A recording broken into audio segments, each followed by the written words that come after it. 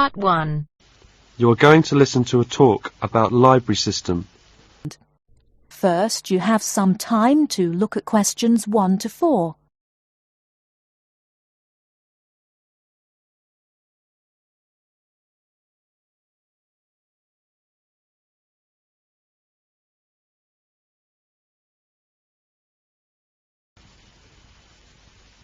Right, everyone, my name is Kathy Smith. I'd like to give you a brief introduction about the library system. Every good student should learn how to use the library. If you have to do a research project, the library is the place to go to for information. Libraries contain books and periodicals, magazines and newspapers on many different subjects. To find the information you need, you must know how to use the library. All libraries are organised in much the same way. Every library houses a collection of books. Many libraries also have periodicals, films and records. All the books in a library can be classified under 2 main categories, fiction and non-fiction. Books of fiction contain stories that were made up by the author. Books of non-fiction contain factual material. When doing research, you use non-fiction books because you are looking for factual information. All the fictional books in a library are grouped in one section. They are arranged alphabetically by the last name of the author. Many libraries also label the spines of all books of fiction with the letters FIC or F. All libraries have a system for organising and classifying non-fiction books. The most widely used system is the Dewey Decimal System. It was designed by an American librarian named Melvin Dewey. It is called a decimal system because it divides all non-fiction books into 10 major categories. These are further divided into subdivisions. Before you hear the rest of the conversation, you have some time to look at questions 5 to 10.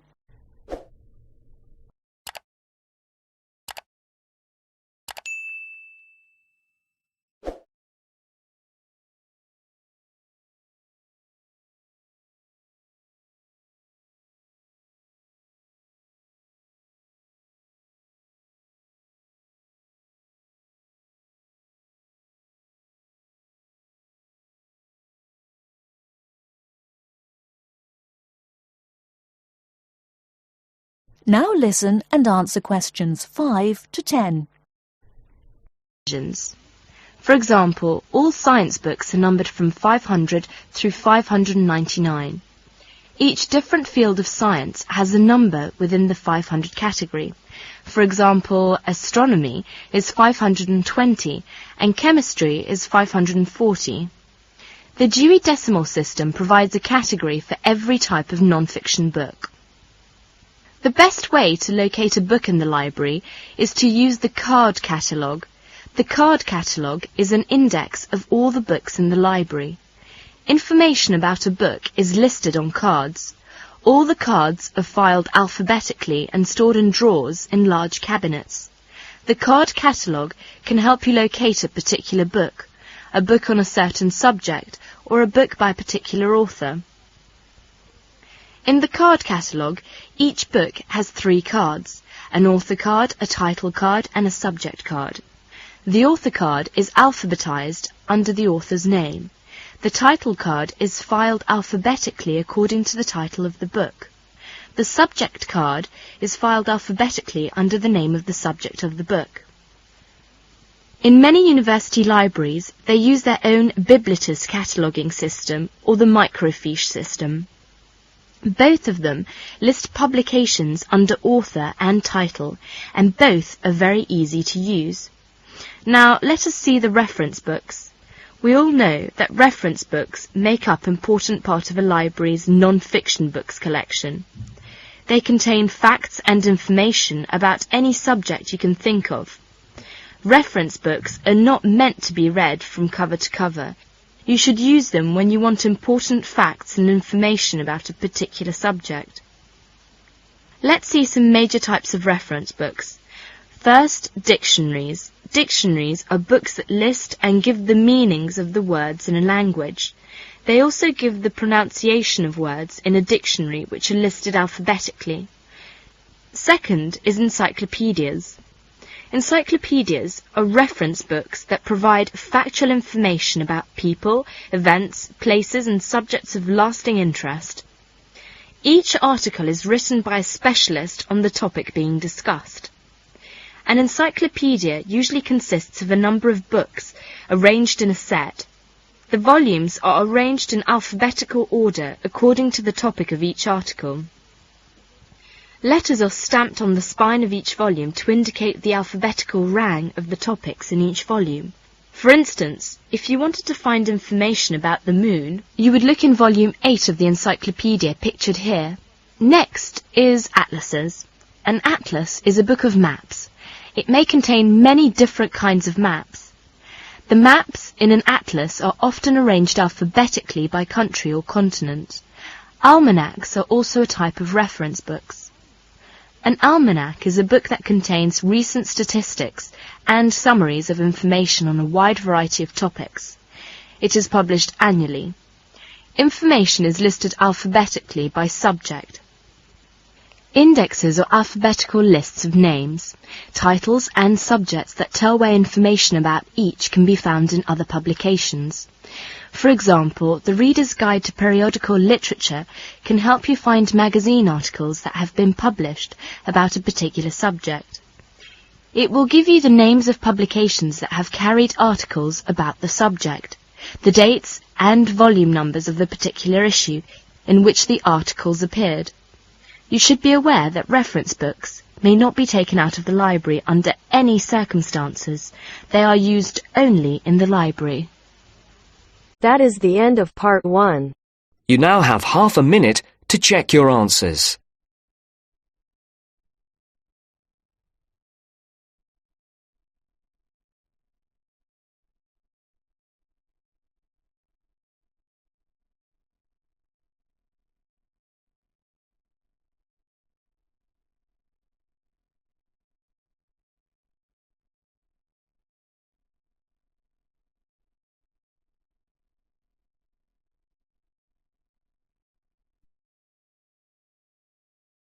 Now turns to part 2. Part 2. Everyone knows that we have achieved a huge amount in terms of space exploration. First, you have some time to look at questions 11 to 16.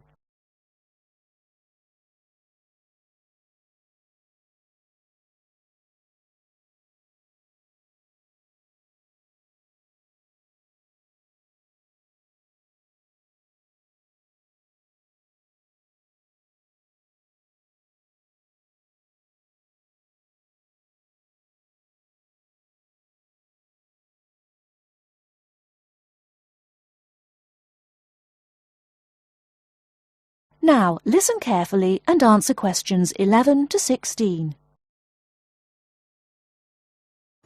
Everyone knows that we have achieved a huge amount in terms of space exploration. The space race between ourselves and Russia went on for nearly 20 years, but we were the first to land a man on the moon. At that time, the space race was very close, and the Russians very nearly got to the moon before us. For me, the most exciting invention, and the invention that really showed we were ahead in the space race, was the reusable space shuttle. It was first successful in 1981 and has since been used on many missions. The reusable shuttle can carry astronauts on space missions and can serve as a laboratory in which to conduct experiments.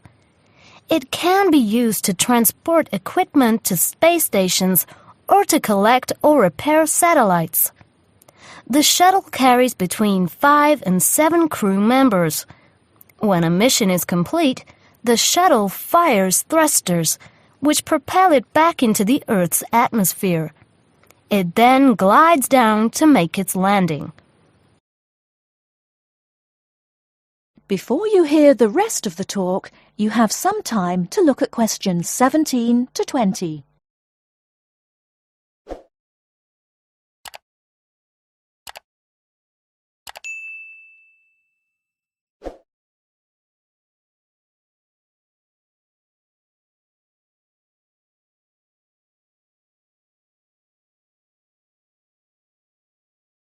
Now listen and answer questions 17 to 20. Although the remains of very early ovens have been found in many parts of the world, it was here that they were first used frequently in people's homes. In ancient Greece and in other parts of Europe and Turkey, people used ovens to bake bread. But it seems there was only one large oven that everyone shared. Here the remains of villages from 5,000 years ago show that each mud brick house was constructed with an oven, and that baking bread and perhaps cooking meat was very common. The ovens were made of clay and shaped like a beehive. Inside they had shelves, so that a number of loaves could be cooked together, and an opening at the bottom from which ash could be removed. That is the end of part 2. You now have half a minute to check your answers.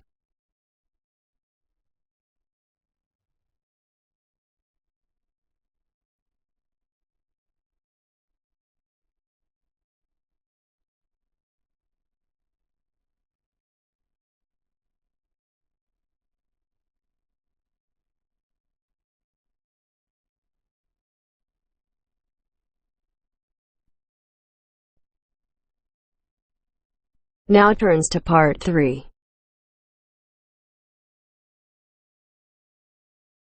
Part 3. You are going to hear a tape recording of instructions and advice, which a woman called Martha has left for her friend John, who is coming to stay at her house and take care of it while she is away. First, you have some time to look at questions 21 to 24.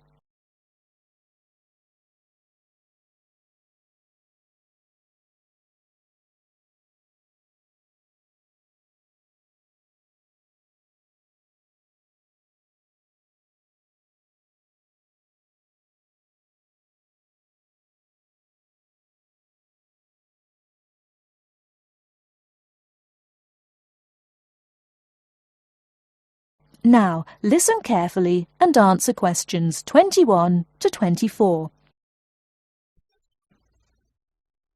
Hello, John. Welcome to the house. I'm really pleased that you can be here to look after my house while I'm away. Here are some things you need to know about the house. Important stuff like when the garbage is collected. In fact, let's start with the garbage, which is collected on Friday. Just write garbage on the calendar on the days they take it away.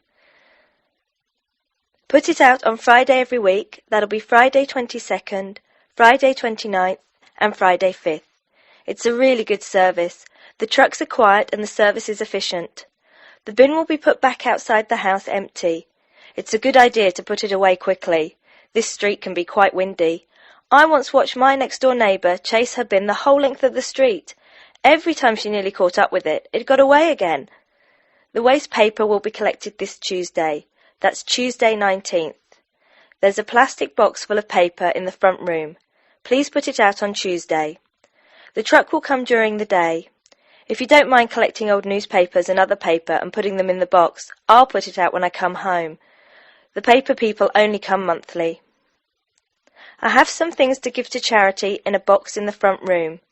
Would you put it out on Monday the 25th, please? It's a box of old clothes and some bed linen which I've collected, plus a few other bits and pieces. Be careful when you pick it up, because it's heavier than you might expect. The charity truck will come by during the day on the last Monday of the month. If you want to use the library, you'll find it on Darling Street. I've left my borrower's card near the telephone. It has a very good local reference section if you want to find out more about this city. I'm sorry to say we don't have a cleaner. Oh yes, filters. Please would you change the filters on the washing machine on the last day of the month, which is Sunday the 31st. We find that the machine works much better if we change the filters regularly. The gas company reads the meter outside the house, so don't worry about that. I think that's all the information about our calendar of events.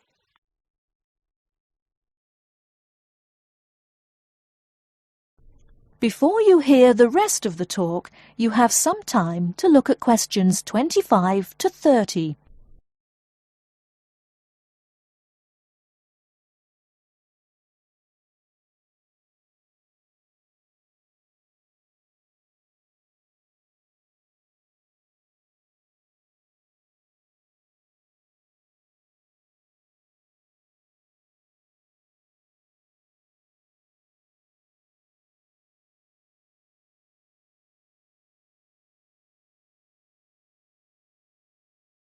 Now listen and answer questions 25 to 30.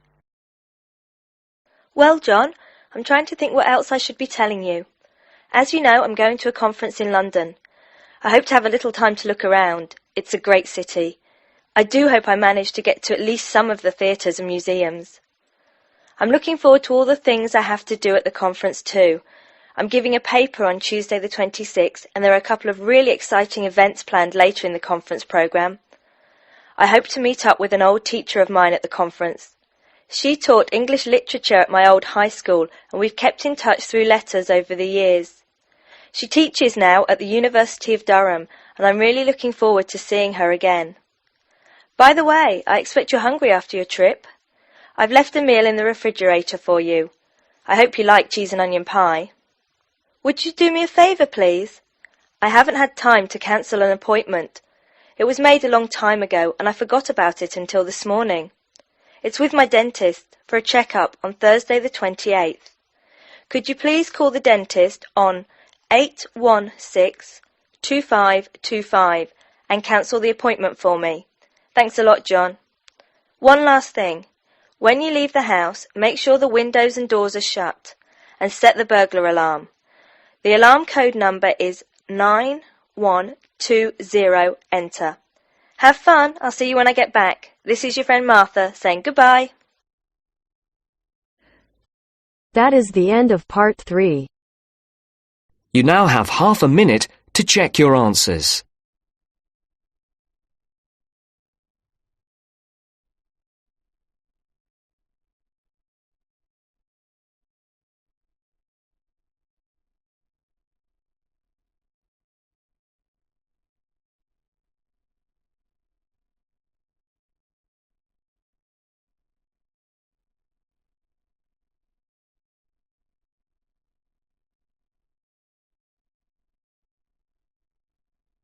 Now turns to part 4.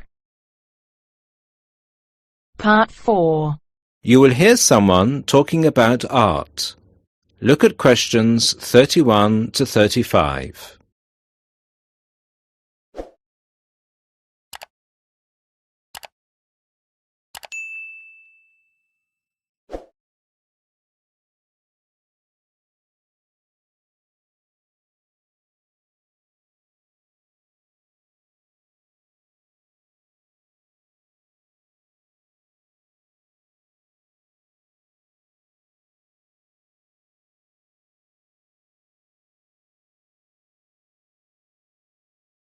Listen to the first part and answer questions 31 to 35. Good evening, everybody, and welcome to the first in this year's series of public lectures offered by the Art Gallery. As Chief Curator of the Gallery, I was given the honour of presenting the first lecture, and let me tell you, I had a difficult time deciding what to talk about tonight. Being the curator, I naturally know just about everything that's in this gallery, but I wanted to choose an artist who has a wide appeal. That seems only fair, yes? But I didn't want to talk about someone so well known that anything I said would be familiar. I wanted someone modern. My personal preference is for modern art. But, again, I wanted to choose someone who had the potential to appeal to all art lovers, whether they're attracted to traditional forms, Impressionism, Surrealism, or what have you. So, having spent the last 5 years as a visiting professor in Barcelona, it's not surprising that I finally chose to talk about one of the greatest Catalan artists, one whose work is likely to be familiar to many of you, Joan Miro. Look at this. And this. And this. Ring any bells? Miro's most famous and most widely reproduced works tend to be like this. Bright primary colours with lots of asymmetrical forms. He painted on large canvases, larger than himself quite often, and his paintings depicted birds, trees, flowers, and other features of the natural world. But Miro produced a great variety of work, and it's about some of his lesser-known paintings that I would like to speak this evening. Miro was born in Barcelona in 1893, the son of a goldsmith. He began to show talent very early, and in 1926 went to Paris, where he was drawn to the Surrealists of Montparnasse. He did not define himself as a Surrealist, however. He preferred to stay free to experiment with other artistic styles as he wished. Miro had an intense dislike of much of the painting and many of the painters he knew. He wished to do something totally different, to express his contempt for bourgeois art. And yet, ironically, Miro's success has made his works much in demand among art collectors of the world. But we can't really talk about the artist without looking at his art. And that's what I'd like to do now. To take a look at just a few of Miro's works and think about what it is that makes them special. Special to me, and to a great number of people who flock every day to the Miro Foundation in Barcelona. Now look at questions 36 to 40.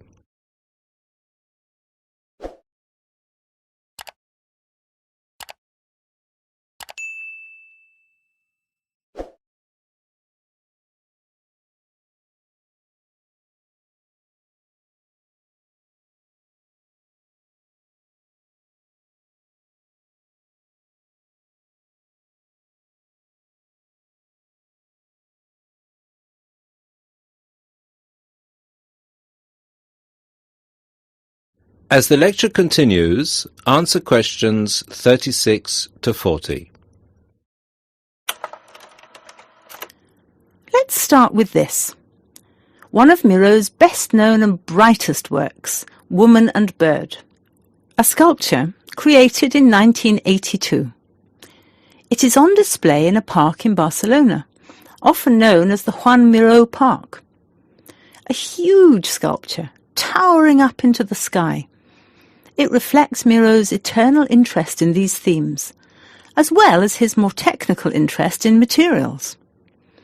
This sculpture is covered in mosaic, which gives it a naive and cheerful appearance.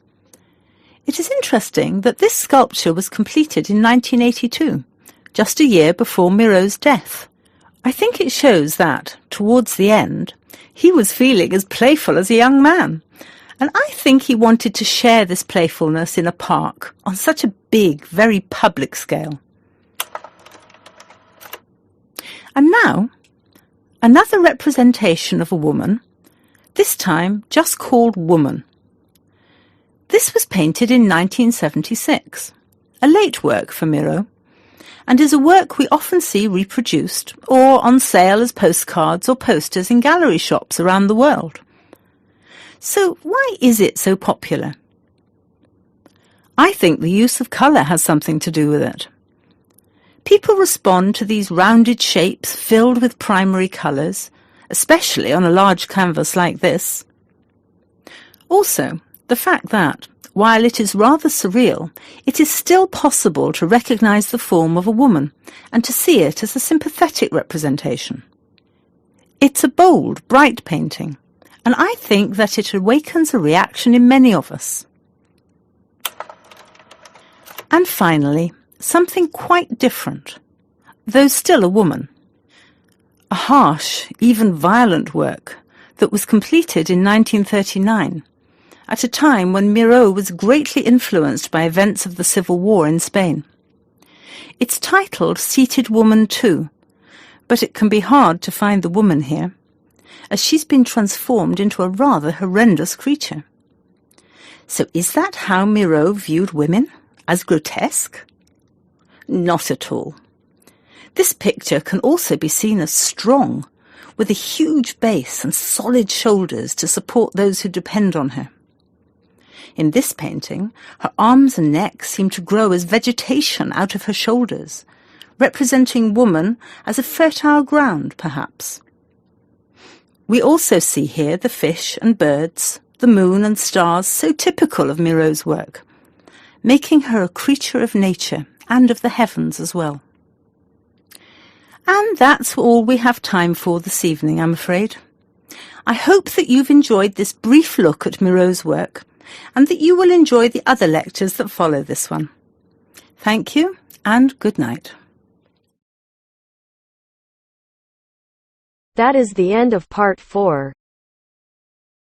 You now have half a minute to check your answers.